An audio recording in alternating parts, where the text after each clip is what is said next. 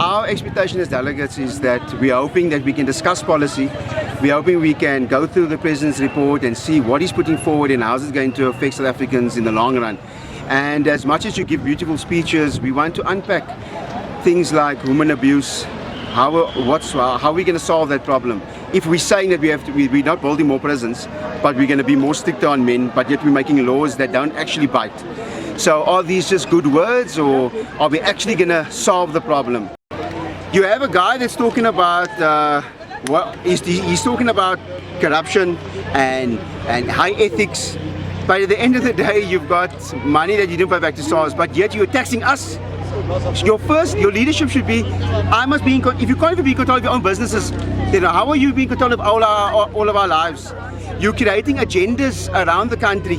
You're creating an agenda that we are and our children are going to follow. Remember, when you put in policy, it shapes society, it shapes the mindsets. But yet in your own business practice, you have money hidden away. So, for me, that's just the kind of things that I look at, You're telling that how we must live our lives, but yet you don't live by that very standard. So I'm sorry, and these kind of questions, if the president and the factions can actually unpack that, then I'm all for you. But I'm not here, remember, we're not here to win. If there's a winner, that means there's a loser.